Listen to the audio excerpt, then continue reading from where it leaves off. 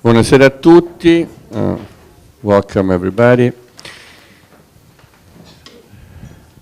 The opening of CIMA, Center for Italian Modern Art first, and then the extraordinary experience of the opening of Magazzino Italian Art, to which is dedicated the photo exhibition currently on view at the Institute, shows confidence about the interest for Italian art from early 20th to the beginning of 20th century to contemporary art.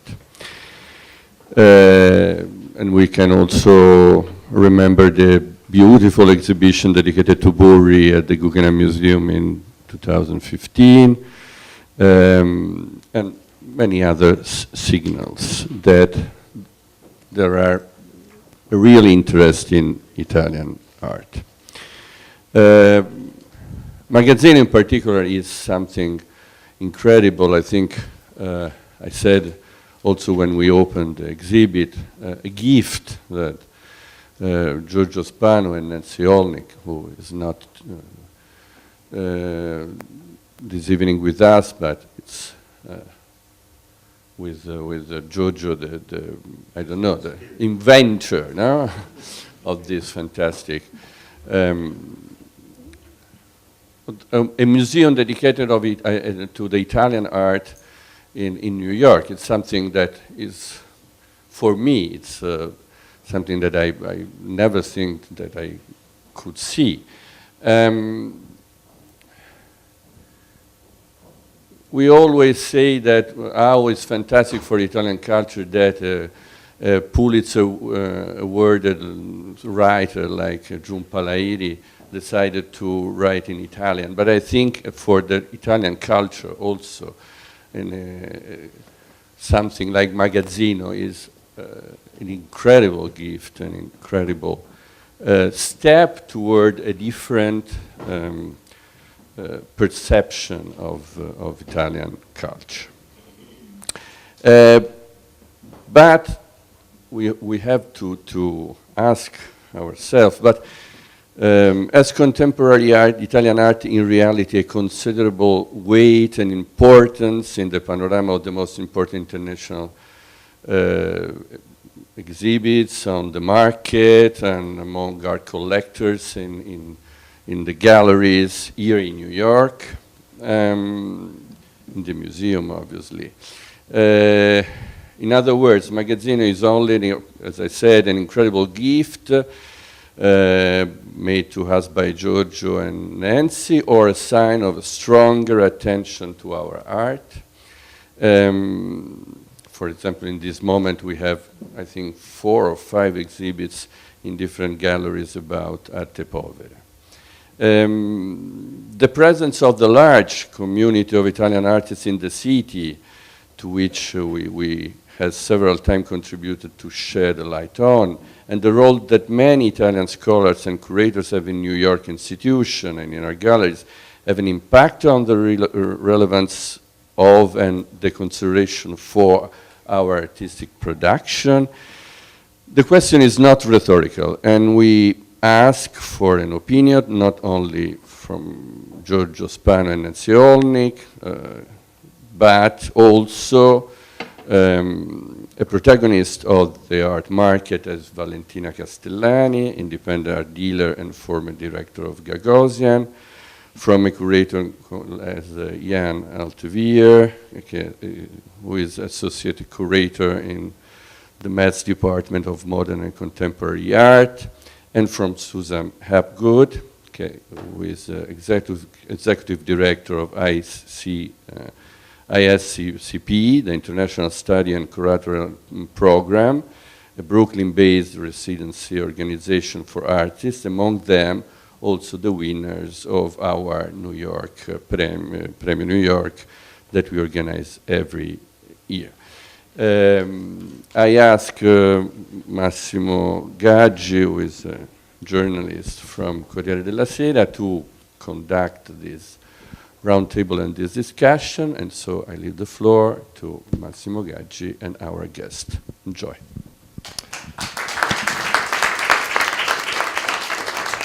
Good evening to you all, and thank you for being here in the evening of Halloween, and also a difficult evening for other reasons, as you know, but in this town we are used to difficult moments, and we know how to react coming back to the normal life. And maybe you are surprised to see a journalist who usually covers politics, business, and technology here speaking about contemporary arts, and don't worry, I'm as surprised as you are. I suppose that George asked me to do this just because usually journalists do make questions. So I hope I will be able to make good questions in this evening, and journalists are curious. And so I would like to ask to start with Giorgio Spanu, asking first of all about this wonderful initiative that we see in the show, also in this institute, but also how you and Nancy fell in love with this movement of the arte povera. If you think that this can become the real brand of the Italian contemporary art in the international markets, and if you do not suspect that all the exhibits that we see now, even in New York, maybe are just a reflection of an anniversary, the 50th anniversary of the movement that started with a show and an exhibition in Genoa in September 1967, or if it is something more strong. Well, speaking about anniversaries, this year is the 25th anniversary of my wedding with Nancy. So it was a very big year for me. I think I owe much to her, not only to have started this collection of Italian art, but also to have started a new perspective, a new view on Italy altogether. Before collecting Italian art, I collected more modern European art, such as Dubuffet, Klee, etc. When I met Nancy, she wanted me to come back to Italy with her on vacation. This was the end of the 1980s. I had left Italy almost 20 years before, and I had never really gone back. The first trip we took, we fell in love with Murano glass. Murano glass at the time, it was completely unknown to most in the United States. We created a wonderful exhibition with the help of Massimo Vignelli, who since then become my not only friend but mentor. And Murano glass was out there on the field, respected and exhibited not only in the United States but worldwide. But the various trips going back to Italy to acquire Murano glass exposed us to contemporary art. I had a very big interest in knowing more about contemporary art, which I always was a very keen and attentive, but I didn't really look after Italian art. Someone suggested, Sauro Bocchi, a young gallerist from Rome, that I visit Torino. And of course in Torino I discovered Il Castello di Rivoli. It was not an eye-opener, it was love at first sight. I just cannot believe that, I couldn't believe that I had not known what was going in my own country with what I think is really a very strong movement and probably one of the last avant-gardes of the 20th century.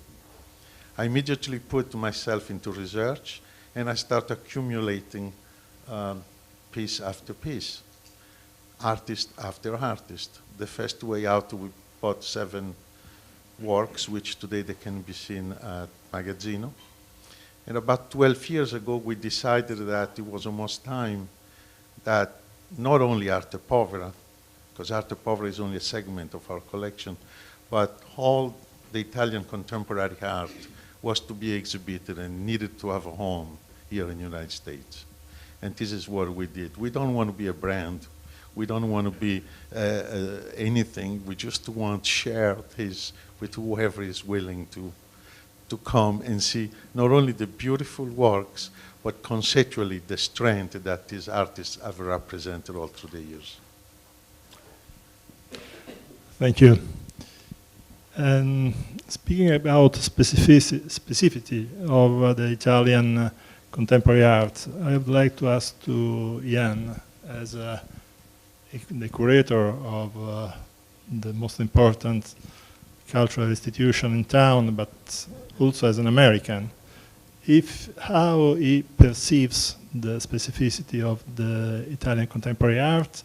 And I'm asking this in my position, not expert as I saw you before, so maybe I'm saying something that is not completely correct, but my impression is that for a country who gave so much to the world in terms of work of art, going around in New York, you don't see so much Italian contemporary art. Okay, not in the Whitney because it's an American museum, but not so much in the MoMA, who is the history of the post-impressionism, not so much in other places, even going up in the valley, and at some valley, I haven't been yet to the Magazzino, I'm sorry, but I've been very close to Beacon in the other museum, and there is no Italian artist that was in there, and as far as I know. And even more north, if you go to Storm King Art Center, there are more than 100 works. Which I've is seen new. only Those are one mainly Pomodoro. new acquisitions as well, though. Yeah. Yes. So, what's your perception, and how do you manage this section? It's an excellent question, and in a way, the Met is not the standard bearer at all for contemporary art in general. I mean, we work with more than 5,000 years of art history, and if one wants to see masterpieces of the Italian Renaissance, for example, it is the place to go.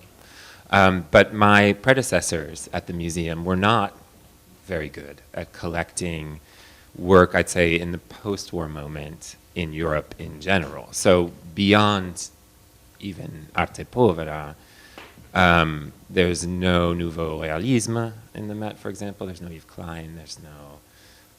There is Dubuffet, but that largely reflects a certain taste in New York of our donors of a certain moment.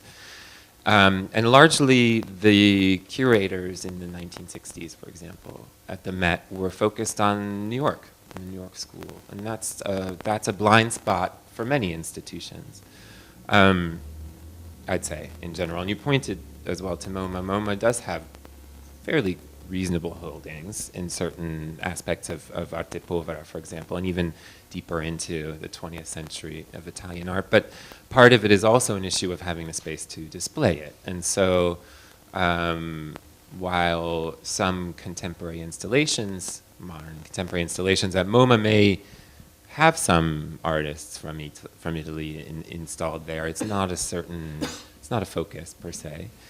The Guggenheim does have very deep holdings, of course, to some extent because of their long relationship with specialists like Germano Celant.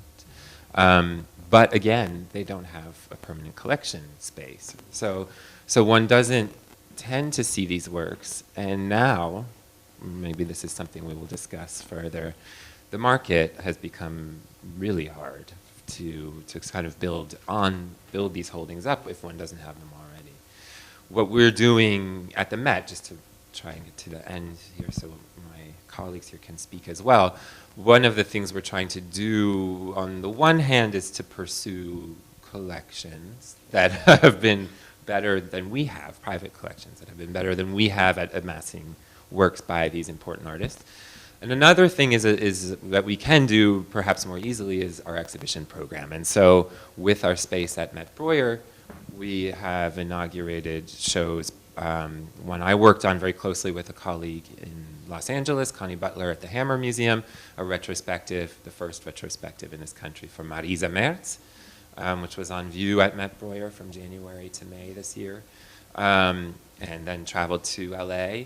Coming up at Matt Breuer, my colleague Iria Candela is working on a show for Lucio Fontana, which will take place next year. And so there are opportunities for exhibiting this important work, and there are people who are making efforts to add it to the collection. I think Dia is exemplary in this, for example, and Jessica Morgan and her curatorial team have identified not only, let's say, artists sympathetic to the kind of sensibility of Dia.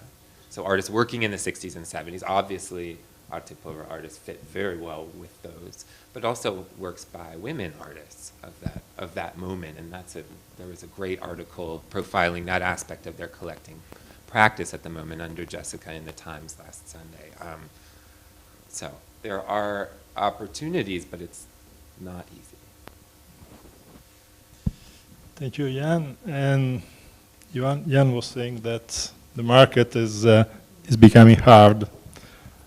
And so I would like to speak a little bit with Valentina about the market and about her experience, because one of the very few articles I wrote about art was when Gagosian did the exhibition, the Fontana exhibition, that was your initiative. And if I remember correctly, it was not the only one that you did regarding Italian artists. So I'd like to ask you about your experience as director of Gagosian, and also your point of view now as independent dealer about the market. And if I may, also what's your point of view regarding the collaboration between the art world in New York and the Italian institution? I mean, not only the local institution, but the museums in Italy, if it is easy to get works Questions in one. Yeah, we can switch some of them to the second round, but Okay. if you want to answer now, Yes, of I'm glad. course. Okay, good evening and thank you for being here. During my 11 years at Gagosian, I organized 3 exhibitions devoted to, 3 historical exhibitions devoted to Italian artists.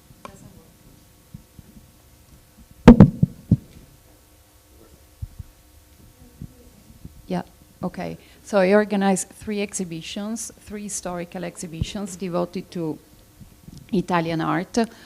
Lucio Fontana, Piero Manzoni, and Pino Pascali. Lucio Fontana and Piero Manzoni were organized with Germano Ceran, who incidentally, as we're talking about Arte Povera, is the inventor and the guy who patented the name. And I had dinner with him yesterday, and I'm always amazed to think that he did that when he was 27 years old. Anyway, we organized these 2 exhibitions together, Manzoni in 2009 and Fontana in 2012.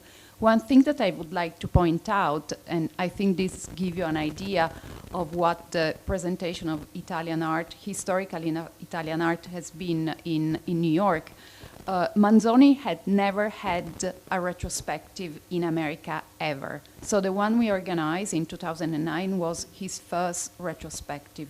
In 1972, Sonabend had organized, curated by Germano at the time, an exhibition that was quite complete in her gallery, and that was about it. Then Manzoni was included in group show. So there was an incredible, for me, almost shocking lack. In fact, I think that the response from the public and particularly from the artists to this exhibition was incredible. The exhibition was conceived in 2007. I think I proposed it to Larry at the end of 2007, and it happened at the beginning of 2009. So in the meantime, the art market has, and not only the art market, but the economy of the world has changed dramatically. There has been in between a financial crisis. What for me was really incredibly rewarding is that this exhibition was visited by a record number of people, because I think Manzoni had a utopian view of art and the way art can affect the world that I think in the exhibition we were able to convey. So I think under the market point of view, that exhibition was not very good, actually, but I think it had a profound impact in the artistic community and in the perception of the public.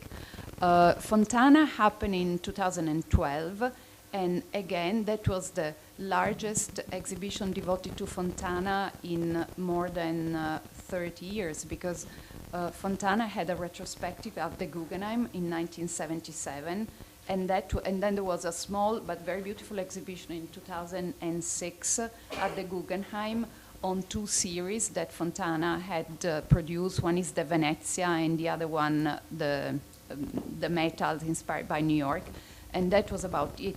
So again, the show that we did at Gagosian was filling a gap of many, many years. I think the trend now is changing. Thank you to a private and public institution, and I have great expectation. I've already told Giorgio that I have great expectations on what they're gonna do, because I think that there is still a need to present Italian art in the right way. And Manzoni, for example, I'm pointing this out again, has never had a museum show in America nor in New York. Arte Povera has never had a museum show in New York. There was a traveling, a PS1 organized by Germano, but like in 81. Yeah, you're right. And then there was a traveling exhibition in America of the show that was at the Tate in 2002 and went to the Walker and to MoCA.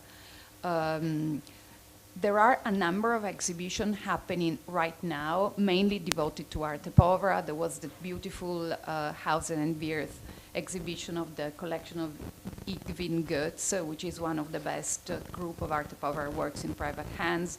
There is an exhibition opening on Thursday at Dominique Levy, organized by Germano, on Ileana Sonnabend and Arte Povera, because Ileana really had a role of promoting art in her gallery in Paris, and then when she moved back here, of promoting, as she promoted American artists in Europe, she did the same with European artists in America.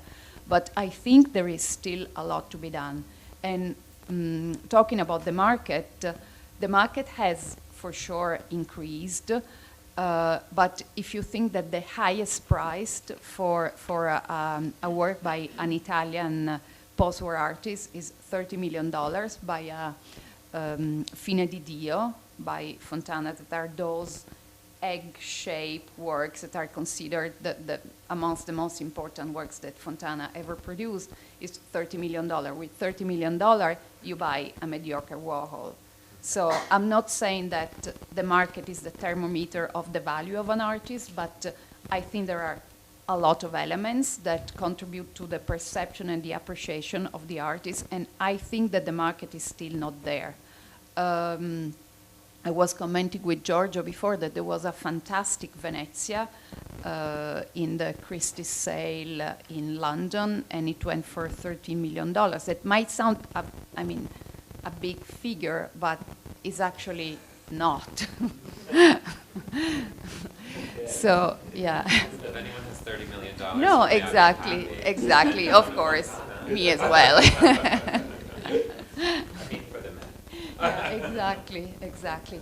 I think, for example, talking about the market, one thing that is still missing is relevant collections in America of Italian art. I think that one of Giorgio and Nancy is one of the few. Then I know a very good one in Dallas that is a promised gift, or part of it is a promised gift to the Dallas Museum. And there are works present in collections, but that's about it. So I think there is still a lot to be done, and I really hope that with CIMA, with Giorgio and Nancy's Magazzino, and also with the exhibitions that museums are beginning to devote to Italian art. You have already mentioned Marisa Merz. I would like to mention Ettore Sottsass as well, although he was a designer. and the exhibition that Massimiliano organized at the new museum devoted to Carorama, I think that there is attention to Italian art, and so I think this is a positive beginning. We keep the question on the Italian institution for the second round. No, it's okay, it's okay. And okay, dozens of millions of dollars. Now we cross the East River, we go to Brooklyn, and we enter in a different world with Susan. And I wonder, in her institution, that is a kind of wonderful, as I understand, a wonderful incubator of new artists, how the international flavor, how the international character of these artists melt, and how you work also on the curatorial side of this world. But above all, the Italian element is still relevant I mean, we live now in a globalized world, so even if now is not very popular in political terms, globalization, and even if we have discovered that the world is not so flat as Tom Friedman told us a few years ago, still in the art you have a kind of globalized world, and a new institution is an international institution. So I wonder if the national character of the Italian contemporary artists still has a meaning, of if there is a fusion that makes a little bit difficult to make this distinction. I would say that most of the residents that come to ISCP actually do not want to necessarily be identified as of their origin from their nation or characterized by their country. So it's more about a global dialogue about what contemporary artists are interested in. Of course, then each does characterize the other as where they're from, so it works both ways. But yeah, I mean, every year we have 2 residents that are supported by this institution that come through a very, very rigorous jurying process. We actually do the jurying in this very room, and it takes most of a whole day. We do it with a great deal of seriousness and care. I'm not actually curating the exhibitions that are at ISCP, but I have sort of a former professional self that I want to mention that goes to the questions you were asking all of them. My second job in New York was working at Speroni Westwater Gallery. So I worked for Genenzo Speroni, and I wanted to just mention him as a major factor in promoting contemporary Italian art in the 70s and 80s. And he was very, very close with, well, she's no longer alive, but he is, with Ileana Sonnabend. They were very close. So there was a constant flow of, let's say, specialists in Italian art coming through Speroni Westwater Gallery. And I just want to mention that gallery in particular had a major role to play in keeping the dialogue going between Italy and New York. So. Thank you, Susan. And I would like to make a second tour before opening to the floor, a second tour of questions. And so I start again from Giorgio. And I wanted to ask this question also to Nancy, that unfortunately is not here tonight, because I've seen that you have this huge love for contemporary Italian art, but also for arte povera. And I read on a beautiful article on the New York Times a few days ago that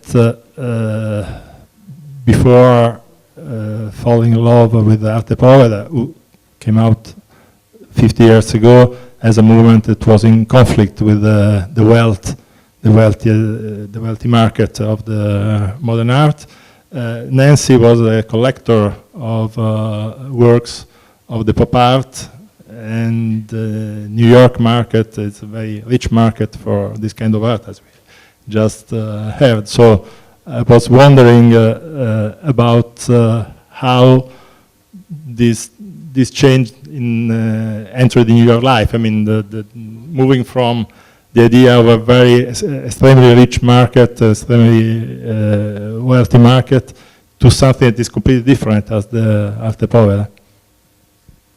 Well, I would like to answer with the same words that Tano Festa gave to a journalist in the 1960s. He was asked why was he depicting Piazza del Popolo, Bernini, Michelangelo, and why the pop artists, they were depicting Coca-Cola, the buildings in New York, etc. The same way, me in Europe, I was collecting European art because I was exposed to European art. And Nancy, living in Manhattan, was exposed to pop art because they were the ones who operated. So it's a very simple reason. When we got together and we got to travel and got to understand and enjoy Italy together, then we decided to start together the collection of Arte Povera, which neither one of us was aware of. It is not something that it grew into.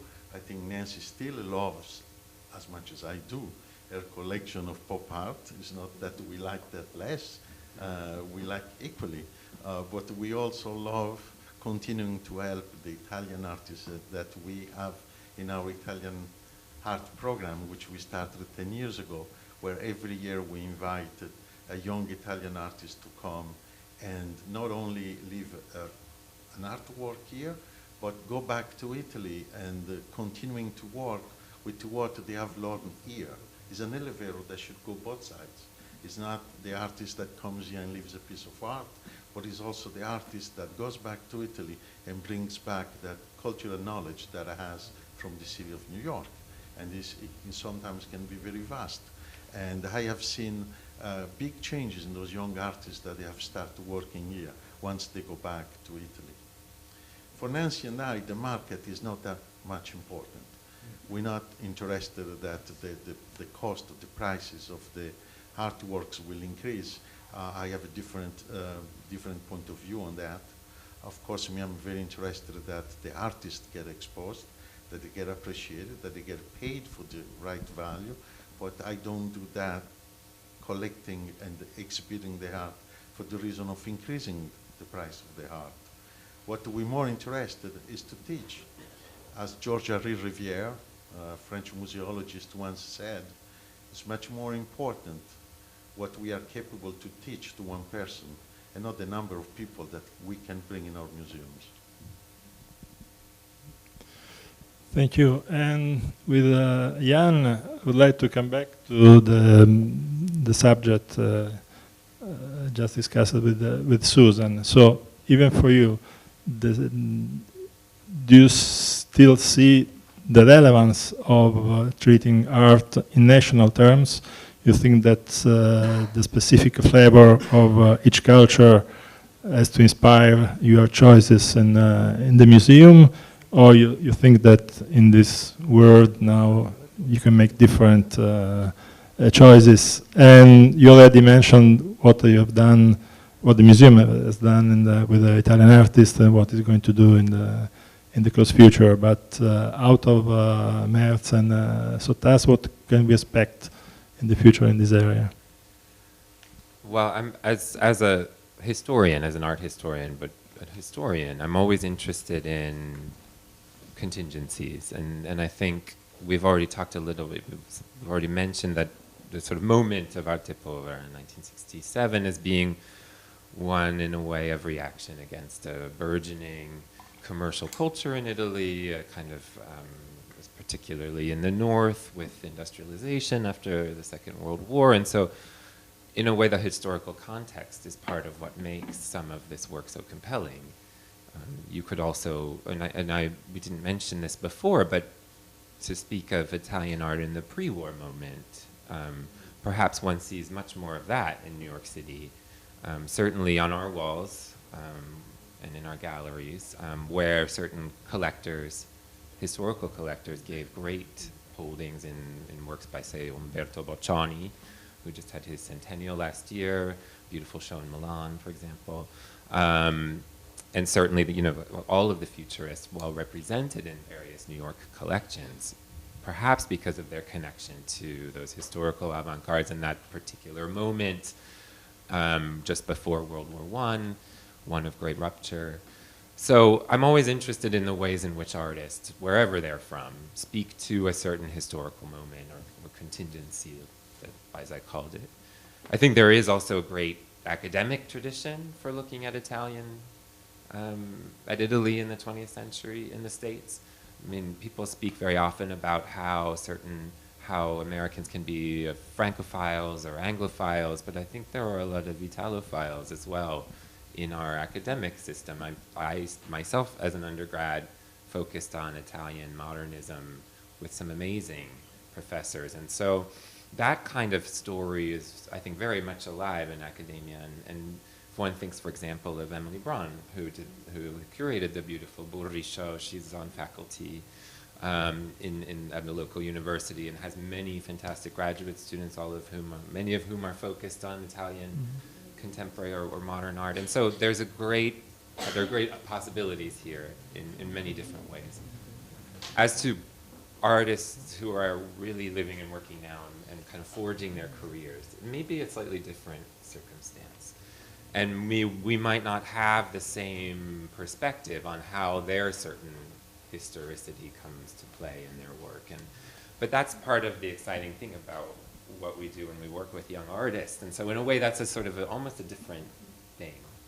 But I'm always also on the lookout for young artists, and it's fantastic to have residency programs, both private ones and more institutional ones like ICP, and I think that is one of the most important ways that one can cultivate a young talent.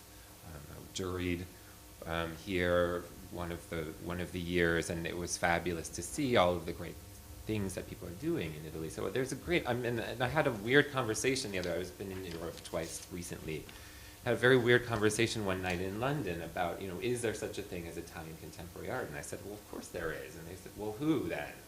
And we sort of spouted some names, and we had a big argument about it. But that's exciting to think that, yes, okay, these artists are Italian, but they are also part of a larger conversation. And so I think it's hard to answer that question, but yeah. Can I add on? Sure. I would say that your job as a curator is always to be looking for those phenomena and to identify and see those commonalities. And whether or not in this day and age, whether we still have these movements that crop up in one place or another, I still think they do. But part of my answer pertained to, I had assembled notes on the various Italian residents we've had at ISCP since I've come in. And I did actually try and see if there were commonalities. The only thing I came up with was there seemed to be a little bit of a prevalence of performance, but that wasn't really enough to. And Jan, if I may steal a little of the second question from Valentina on the issue of collaboration with the Italian institution. What's your experience in the Met? It's easy to, also out of the contemporary art, I mean. Well, I have to be careful here because we have many active collaborations ongoing, but, and in general. I'm not just talking about contemporary in my field, but of course, certainly with more historical collections. In Italy, it's a hugely important, Italy and the Italian Cultural Ministry and the Patrimonio, they're hugely important partners to an institution like the Met. I have great colleagues in Italy in my field, and I think particularly also of Castello di Rivoli, for example, among many other places. And there's such exciting platforms, actually, for modern and contemporary art in Italy, not only public institutions like the Castello, but also private ones as well. Some of the most exciting places sometimes, maybe. So there, and one has to remember too that in Europe, even still, there's so much more support from state governments, from city governments, from federal governments for the arts than there ever is here. And it's something we're often, that comes with its own restraints and its own problems and its own, roller coaster ride, of course. But the idea that culture is embedded with such importance in daily life and in the regular workings of a civil society is something that I wish we had more of here. So anyway, to make a long story short, I think it's always a pleasure to go visit our cultural partners in Italy, and there's a lot of brilliant curators and colleagues over there that we love to work with. In terms of future collaborations, I mentioned Lucio Fontana. We're always looking for other ideas. So. And now back to Valentina with this same question. First of all, if you agree about this generous opinion, the generosity of Jan, and if in the private market you have the same feeling, and also how do you see the relation with the American museums, as here museums are mostly private organization with a board of trustees, so what is the influence of the market on the American museums? Okay. I think that the European and particularly the Italian model and the American one are very different, because as Ian pointed out, in Italy most of the museums are still government owned, and so they receive their funds from the government. There is basically no private funding for them, and I appreciate the fact that Ian admires it very much. Being Italian, I think that this makes these institutions many times very bureaucratic, and it's not very often too easy to interact with them. Although there are excellent people that work in these institutions, but sometimes they are themselves victims of this heavy bureaucracy. In America, it seems to me that there is more interaction between the market and the museums when it works in a positive way, like donations. I think that there is a culture of giving in this country that doesn't exist in Italy. It's very recent, and I want to mention the Fondazione Prada in Milan, which is a fantastic museum that private people open museum. Another one is the Fondazione Sandretto in Turin, that is the city I'm from. But otherwise, there isn't what, as somebody who grew up in Italy and moved here 15 years ago, I'm always struck by the generosity of American people to donate to museums, to be involved, to make their for example, it's much easier to get loans from Americans than from Italian.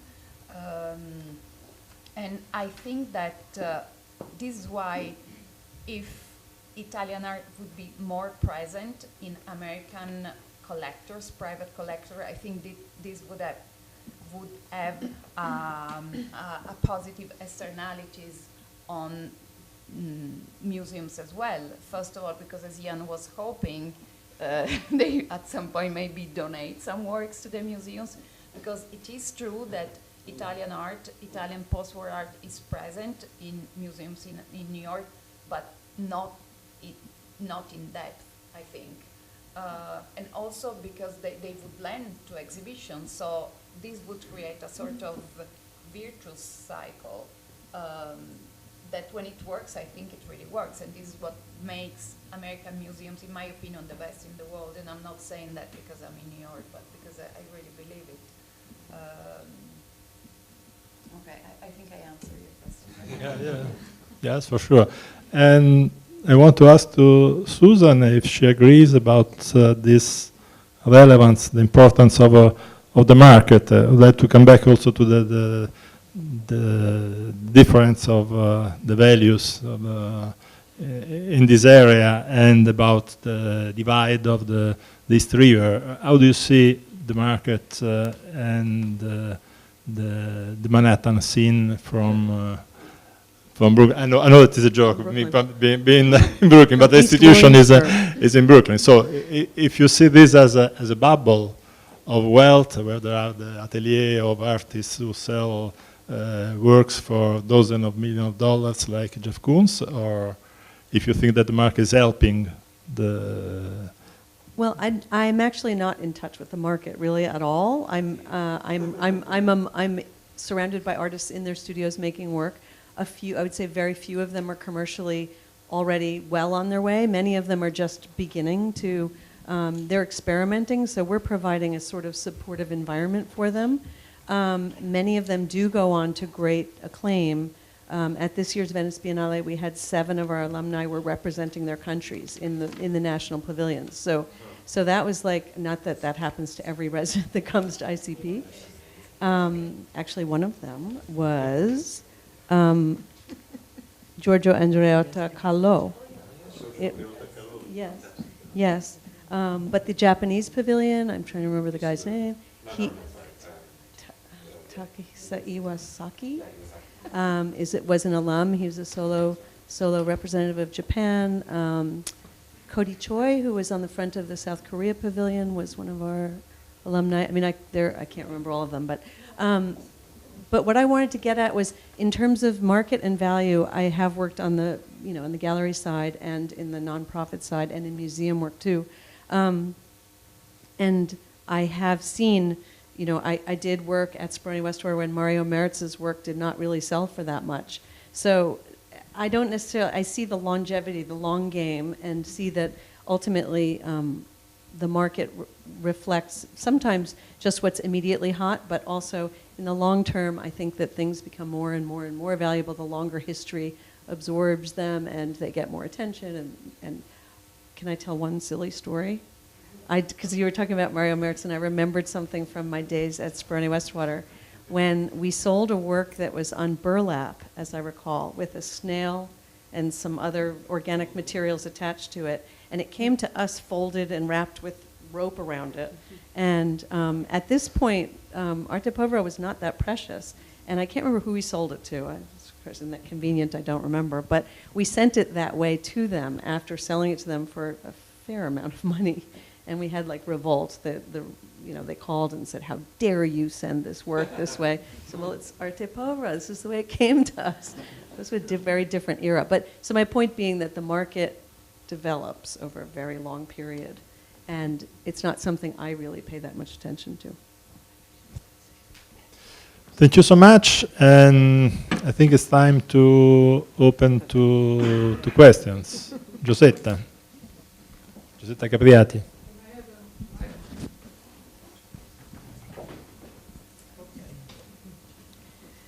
Rosetta Capriati. Hello? Can you hear me? Yes. Very close. Yes. In 1980, Peggy Guggenheim dies in Venice. Sorry. In 1980, Peggy Guggenheim dies in Venice, and the Solomon R. Guggenheim Foundation in New York, that already owned the Solomon R. Guggenheim Museum, inherited the Peggy Guggenheim collection. They were very happy to have a second museum in Europe and in Italy, but they didn't know a soul in Italy, didn't speak Italian, and didn't have the means to restore the palazzo and transform it from a private home into a real museum. I had just arrived in New York. Somebody introduced me to the then director, Tom Messer. The first question he asked me said, "How do you do fundraising in Italy?" And I burst into laughter. In those days, sponsorship of the art in Italy was discretional, to say the least. We went to Venice, but I said to Tom, we can do something. I can mastermind the development program based on Italian laws, but with an American point of view. So I got a grant from the region of Veneto that still gives it to the Peggy Guggenheim collection. I put together a consortium of Italian and American banks. They gave a grant that was matched by a grant from the city of Venice that had refused the collection years before. I put together the advisory board of the Peggy Guggenheim collection, made of Italian art collectors, and one of them donated 3 of his works to the Peggy Guggenheim collection. We made an agreement with the Italian Ministry of Culture. The then President of Italy visited the Guggenheim when he was on official visit to New York. Everybody was happy. I put Carlo De Benedetti in the board of the Guggenheim in New York, and later Agnelli. Everybody was happy about this. But Tom Messer didn't want to do any exhibit of Italian contemporary art. He did a Morandi show in 1983. But he printed only 500 catalogs. He said to me, they are not going to sell. They sold 5,000 catalogs, okay. Then in those days, the deputy director, Diane Wallman, was doing a series of exhibits, young European artists. She had done France, Germany, England. She wanted to do Italy, but Tom Messer said no. I got really upset. I said, Tom, I'm sorry, you cannot get all this money and these benefits from Italy and do nothing for Italian art. He kept postponing. I got more and more upset, also because they were jealous of me on both sides of the Atlantic. One day, in 1985, I left, slamming the door, never to be seen again at either museums, and wrote a letter to the chairman of the board, Peter Lawson Johnston, that he still remembers. The board got scared. Somebody called me and said, "Oh, are you going to sue us?" I said, "No, I'm not going to sue you. I just left. Enough is enough." Then they convinced Tom Messer to do the show of young Italian artists. That was a big success.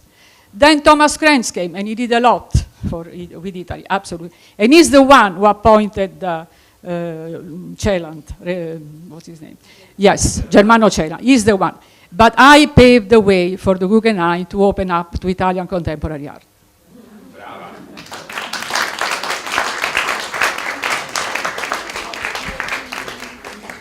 So it's more a story than a question. So if there is any comment, but we take another question from here.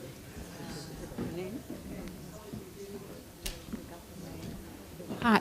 Italy has such rich history of art. I mean, with Roman art and Renaissance and Baroque and all of that, all of the rich history. Isn't the rich history of art itself in Italy overshadowing the contemporary art in itself? I mean, when I think of Italian art, I think of the Renaissance, the Baroque. I don't think so much, I mean, yes, the futurists, but I don't think that much of modern Italian art. Maybe that's, a lot of people think that way. I was wondering if you agree with me. Well, I think that it is true that Italy has an incredible past and is probably unmatched in terms of fantastic artists during the Renaissance, the Baroque. And I think that this is a heritage every artist have somehow to deal with. Even when like the futurists, they proclaim in their manifesto that they want to destroy the museums and the Nike of Samothrace. So I think that Italian artists are positioned in a different way from artists in America, where the past is very short. That doesn't say that they are better or worse. I think, though, that in the 20th century, and even now, there are artists that were groundbreaking. For example, Fontana, who used neon before Dan Flavin, or Piero Manzoni, who is really considered one of the most innovative artists of the post-war era. So I think that they are equally interesting, and they deserve attention.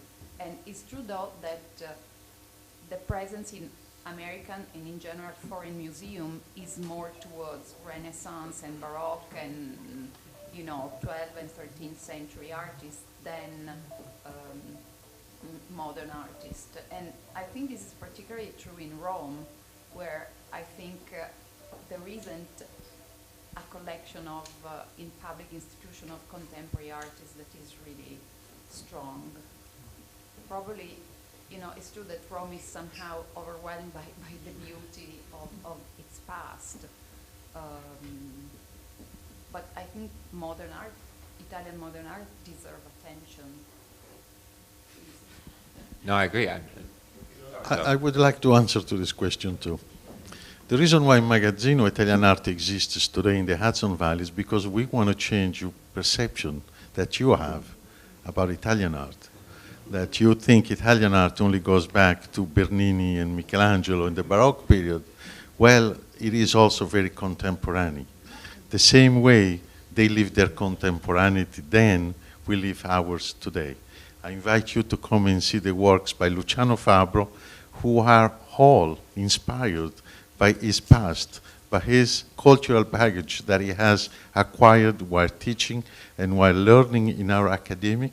And you will see that you're going to find the classic Italian art as well as the contemporary art in the same work. Please come to see us.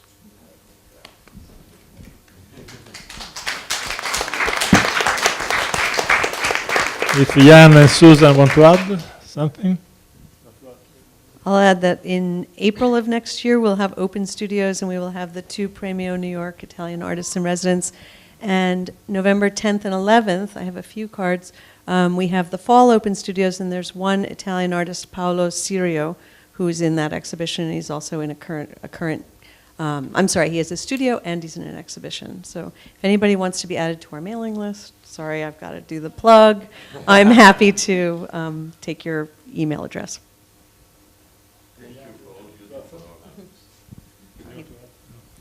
Any other question?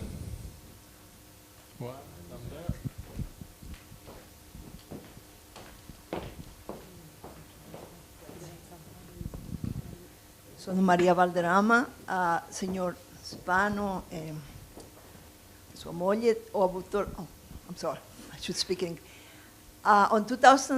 In 2000, I had the pleasure to work in your collection of Murano glass with David McFadden at what it was called then the American Craft Museum. Now it's the Museum of Art and Design. And I was curious to know now with the new museum or collection you're creating now, the Hudson River, are you going still to include your Murano glass collection? It's spectacular. And another question is if you're going to include some of the Italian artists, la Trasvanguardia Italiana, like Enzo Cucchi, Clemente, that they will live in here in New York. Well, the Murano glass is definitely deep in my heart. And as a matter of fact, we have our young and very talented Spanish-born architect, Miguel Quismondo, that is actually present in this room, that is working very actively into designing a new pavilion that is going to host not only the contemporary art, but also our collection of Murano glass and our collection of ceramics, all from Italy. Murano glass will always remain very strong on me, and you just remind me this wonderful year that we spent together with Massimo Vignelli, putting together first the exhibition at the American Craft Museum.